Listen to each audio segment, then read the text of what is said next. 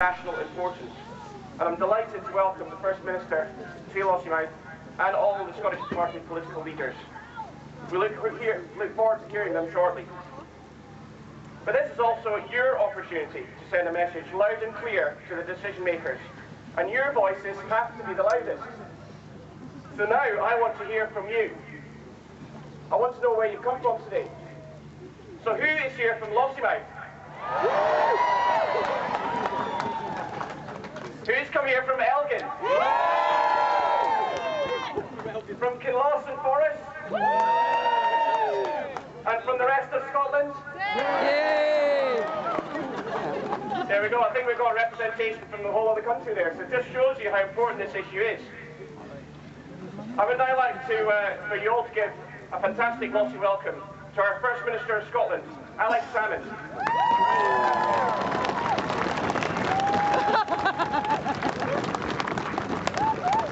Well, thanks, Colin, and I'm here to be stricken. Ladies and gentlemen, as Colin said, this is the biggest home gate in the history of Lossie Football Club. As we were coming down past the school and turning into the Elgin Road, then the march was just leaving the health centre. The official police estimate of this rally is 7,000.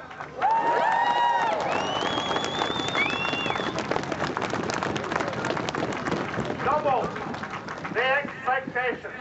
So what today has demonstrated beyond any peradventure is that the people of Murray are rallying behind their RAF bases. Give yourself a cheer for turning up today.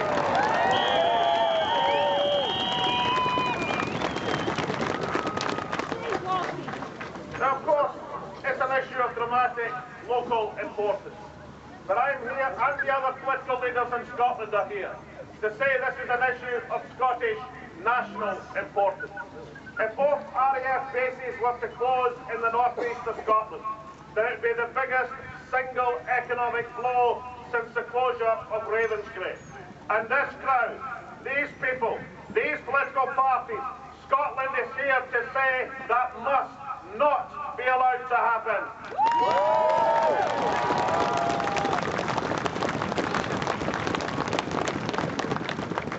Now, of course, all of you who are here demonstrating have given yourself a cheer, rightly so. But let's have a thought for those who can't be here. Let's have a thought for Squadrons 14, Squadron 51, the people on active service in Afghanistan.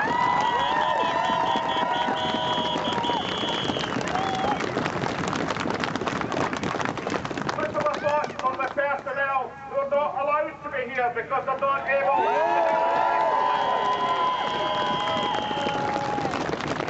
Surely the strategic defence to do, and rightly in my opinion, the Defence Secretary said it was important to be careful about how the Army was treated because they were in active service. That was exactly right.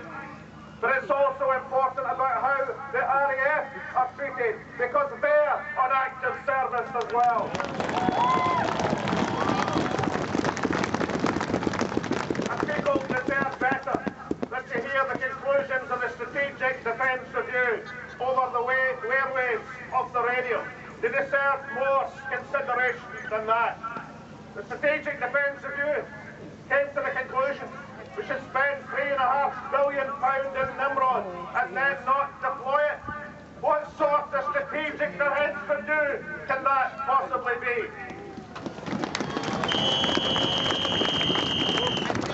Liam Fox is going to Norway this coming week to talk about Nordic cooperation with the UK in aircraft and other defence. How on earth can he talk to Norway about cooperation if he closes the two air bases closest to Norway? How on earth can we have a situation where if these closures went ahead, then Norway would have 3 times the aircraft capacity of Scotland? How on earth can any Defence Secretary hold his head up if that were his proposal? And how on earth can you have a situation, as Colin has said, where Lossie was identified as the best base, the optimum base, in competition with 8 others for the new fighter aircraft?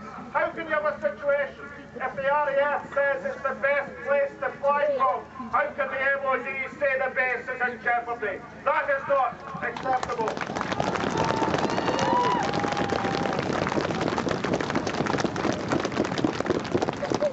So there is a defence, a strategic case for the retention of these air bases. And there's also the social and economic case. When we moved past Lossie High School, I was reminded that one-third of the pupils in Lossie High School have parents in the RAF. One-third. The economic devastation, 25% of the economy of Murray dependent on the RAF bases. We got read out a great letter from Ewan McGreggor, and it's tremendous to have Scotland's greatest stars supporting the people of Murray in a time of extremity. I got handed a letter a few seconds ago from Charlotte, age 8. And Charlotte says her mum and dad jobs depend on the RAF bases. And she says, I'm helping to save Lossie, because if Lossie closes, my school will close, the swimming baths will close, and I and my family will have to move away from my friends. Let's have a cheer for the Charlottes and every other person in this community.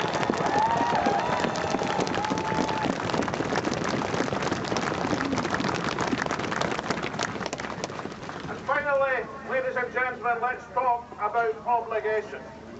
You know, in the United States of America, not necessarily always thought of as the most socially responsible economy and government on earth. In the United States of America, if the Department of Defense threatens the closure of any base, then they have an obligation to make sure that the local economy is invested in to withstand that closure. That's the sort of social responsibility in the United States of America. I think we're entitled to see that same sort of social responsibility in the United Kingdom, and in particular affecting the northeast of Scotland. We are seeing a situation where in economic terms, strategic terms and social terms, the case for these bases and the case for the RAF staying in this community is overwhelming. But some people have a doubt. Some people have a doubt that we can raise our voices loud enough to make that message loud and clear over the coming vital weeks. I say we can. I say this document from the Murray Task Force enunciates that case and puts it across in a way that leaves no room for misunderstanding.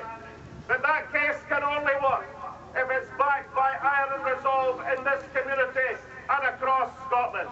We've got to demonstrate steel in our character, iron in our soul, as we fight for the lifeblood of the northeast of Scotland air bases. So I want you to say that we're here to save Murray.